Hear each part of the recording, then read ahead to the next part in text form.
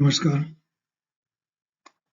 आज हम प्रश्नावली के गुण और दोष पर कुछ चर्चा करेंगे।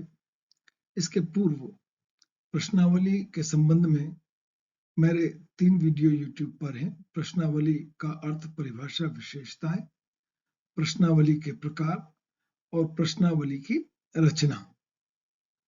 आज यह प्रश्नावली से संबंधित चौथा वीडियो है। मेरा विश्वास है कि आपको ये वीडियो उपयोगी होंगे। यदि आप मेरे चैनल पर नए हैं तो कृपया चैनल को सब्सक्राइब कर दीजिए। इसमें आपको समाजशास्त्र विषय से संबंधित एवं प्रेरणात्मक वीडियो, दोनों प्रकार के वीडियो देखने को मिलेंगे। आप के लिए उपयोगी वीडियो देखिए और मुझे आपकी प्रतिक्रिया, आपके कमेंट से जरूर अवगत कराएं। पहले हम प्रश्नावली के गुण या लाभ के बारे में चर्चा करेंगे। प्रश्नावली एक ऐसी पद्धति है जिसके माध्यम से विशाल क्षेत्र में फैले हुए शोधकर्ताओं से एक साथ तथ्य शीघ्रता से, सरलता से, कम व्यय में एकत्रित किए जा सकते हैं, मंगाए जा सकते हैं। तथ्य जो प्राप्त होंगे वो निष्पक्ष भी होंगे, वस्तुनिष्ठ भी होंगे, वैज्ञानिक भी होंगे। अगर हम बिंदुवार चर्चा करें तो पहला बिंदु है विस्तृत समूह का अध्ययन। प्रश्नावली पद्धति के माध्यम से एक विस्तृत क्षेत्र में फैले हुए व्यक्तियों का या एक बड़े समूह का, दोनों का अध्ययन करना संभव है, आसान है, सरल है। दूसरा है कम व्यय। प्रश्नावली पद्धति सामाजिक शोध की वह अध्ययन पद्धति है जिसमें कम व्यय के माध्यम से निष्कर्ष को प्राप्त किया जा सकता है। चूंकि प्रश्नावली डाक के माध्यम से एक साथ सबको भेजी जा सकती है, उनसे वापस मांगी जा सकती है, तो शीघ्रता से उत्तर भी प्राप्त हो जाते हैं और इसमें व्यय भी, खर्च भी बहुत कम होता है। तथ्य संकलन में शीघ्रता। प्रश्नावली सामाजिक शोध की एक ऐसी पद्धति है जिससे कम समय में शोध कार्य की पूर्णता संभव हो पाती है। क्योंकि उत्तरदाता को जब प्रश्नावली प्राप्त होती है और हमने उससे एक अनुरोध पत्र भेजकर निवेदन किया है कि वह इससे संबंधित जानकारी को शीघ्र भरकर भेज दें, हमने इसकी उपयोगिता उस अनुरोध पत्र के माध्यम से दर्शाई होती है, तो जानकारी बहुत शीघ्रता से हमें वापस प्राप्त होने की पूरी संभावना होती है। अध्ययन की पुनरावृत्ति संभव है। कई बार शोध की प्रकृति इस प्रकार की होती है कि हमें शोध से संबंधित जानकारी बार बार और शीघ्रता से एकत्रित करना होती है। प्रश्नावली भी ऐसी शोध की आवश्यकता के हिसाब से बहुत उपयुक्त पद्धति है। स्वतंत्र एवं यथार्थ सूचनाओं की प्राप्ति। प्रश्नावली के माध्यम से स्वतंत्र और यथार्थ सूचनाओं की प्राप्ति होती है, क्योंकि प्रश्नावली के उत्तर देते समय उत्तरदाता के समक्ष प्रश्नकर्ता उपस्थित नहीं होता, इसलिए उस पर कोई दबाव नहीं होता। वह अपने पास उपलब्ध समय में आसानी से समझकर वास्तविक और यथार्थ सूचनाएं अंकित कर हमें प्रश्नावली वापस भेज देते हैं। स्वयं प्रशासित एवं संगठित। प्रश्नावली एक ऐसी अध्ययन पद्धति है जो शोधकर्ता द्वारा स्वयं प्रशासित है, संगठित है, इसलिए उसे इस शोध कार्य को पूर्णता में बहुत सरलता होती है। सांख्यिकी प्रयोग संभव। प्रश्नावली पद्धति के माध्यम से जो जानकारी, तथ्य प्राप्त होते हैं उनका सांख्यिकी प्रयोग बहुत आसानी से किया जा सकता है। वस्तुनिष्ठ सूचनाओं की प्राप्ति। प्रश्नावली के माध्यम से जो सूचनाएं प्राप्त होती हैं वो वस्तुनिष्ठ होती हैं, पक्षपात रहित होती हैं, क्योंकि उस समय जब उत्तरदाता जानकारी दे रहा है, अंकित कर रहा है, प्रश्नों के जवाब दे रहा है, उस पर किसी प्रकार का दबाव नहीं है, हम उसके समक्ष उपस्थित नहीं है, इसलिए वह स्वतंत्र होकर निष्पक्ष वस्तुनिष्ठ सूचनाएं अंकित करता है।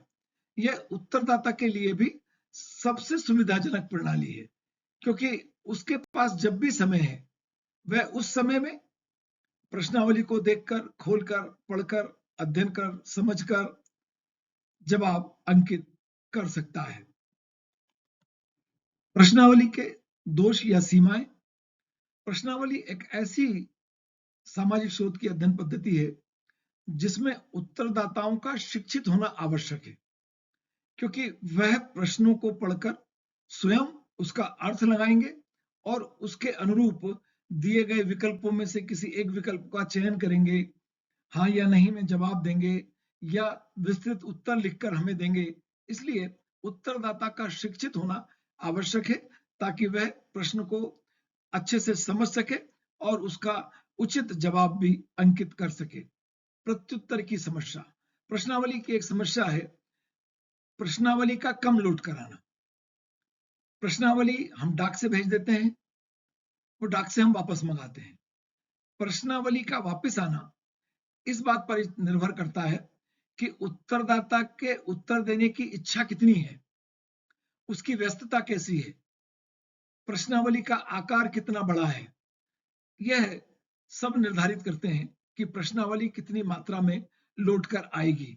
और कभी-कभी शोधकर्ता को प्रश्नावली के कम लोड कर आने की समस्या का बड़ा सामना करना पड़ता है। अपूर्ण सूचनाओं की प्राप्ति भी एक समस्या है। प्रश्नावली में सामान्यतः उत्तरदाता को पूछे गए सभी प्रश्नों के जवाब अंकित करना आवश्यक होता है। उससे इसके लिए निवेदन भी अनुरोध पत्र में किया जाता है, परंतु कई बार उत्तरदाता अनेक प्रश्नों का उत्तर अंकित करना छोड़ देते हैं और यह अपूर्ण सूचनाएं शोधकर्ता के किसी काम की नहीं होती।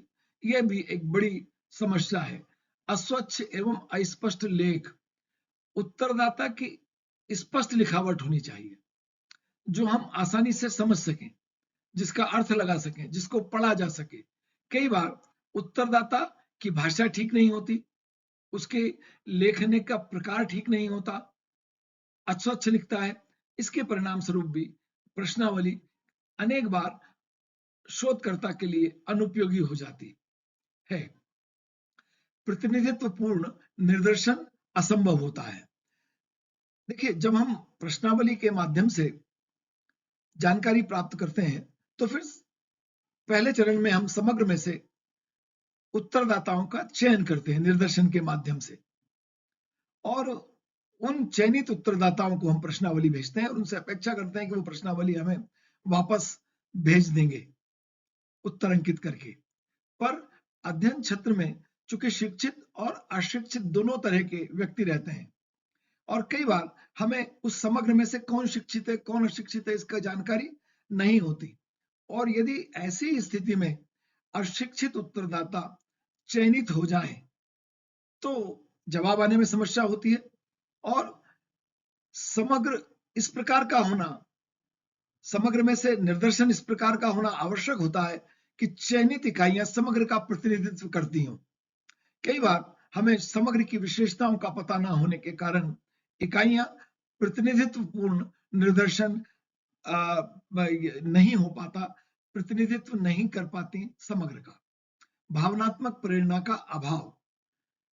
प्रश्नावली के उत्तर अंकित करते समय उत्तरदाता अकेला है, उसको प्रश्नों के जवाब देने के लिए प्रेरित करने के लिए कोई भावनात्मक प्रेरणा नहीं होती। व्यक्तिगत संपर्क शोधकर्ता का उत्तरदाता के साथ नहीं होता और यह व्यक्तिगत संपर्क की कमी या अभाव भावनात्मक प्रेरणा देने में कमजोर होता है। भावनात्मक प्रेरणा शोधकर्ता को प्राप्त नहीं हो पाती है और इसके परिणाम स्वरूप भी कई बार प्रश्नावली कम संख्या में लौटकर आती है। सार्वभौमिक प्रश्नों का निर्माण असंभव होता है। प्रश्नावली में ऐसे प्रश्न सामान्यतः शोधकर्ता बनाता है जो सभी के लिए उपयोगी होते हैं, जिसके माध्यम से सभी से जानकारी एकत्रित की जा सकती है, जो सभी को एक जैसे समझ में आना चाहिए। परंतु कई बार उत्तरदाता के धर्म, उसकी आय, उसके शिक्षा इत्यादि के आधार पर प्रश्न का अर्थ लगाना उत्तरदाता के लिए असंभव हो जाता है। उत्तरदाता उचित प्रकार का अर्थ नहीं लगा पाता प्रश्न का, इसलिए ठीक प्रकार के जवाब प्राप्त नहीं होते। कह सकते हैं कि सार्वभौमिक प्रश्नों का निर्माण थोड़ा कठिन होता है, असंभव अगर नहीं कहें तो। गहन अध्ययन में अनुपयुक्त। सामाजिक शोध में उचित प्रकार के वैज्ञानिक निष्कर्षों के प्राप्त करने के लिए विचारों, भावनाओं, संवेगात्मक प्रतिक्रियाओं, मूल्यों, मनोवृत्तियों के अध्ययन का भी महत्व होता है।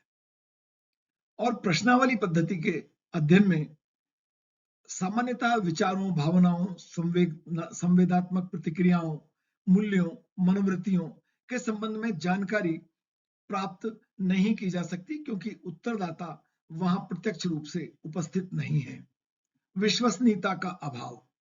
चूंकि प्रश्नावली का जवाब देते समय, प्रश्नों का जवाब देते समय, प्रश्नावली को भरते समय उत्तरदाता के समक्ष शोधकर्ता उपलब्ध नहीं है, इसलिए वास्तव में उत्तर किसने अंकित किए हैं, इस संबंध में विश्वसनीयता की थोड़ी कमी प्रश्नावली पद्धति में पाई जाती है।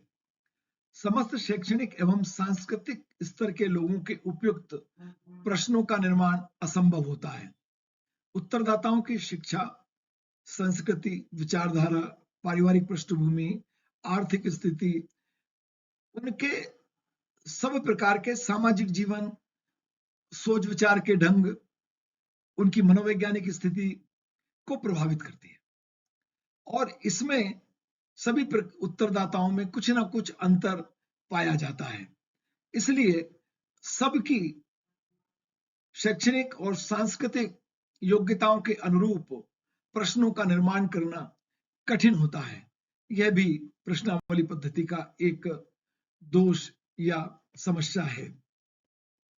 मेरा विश्वास है कि प्रश्नावली से संबंधित सभी वीडियो आपके लिए उपयोगी होंगे। मैं पुनः निवेदन करता हूं कि आप अपनी प्रतिक्रिया से जरूर अवगत कराएं। बहुत धन्यवाद।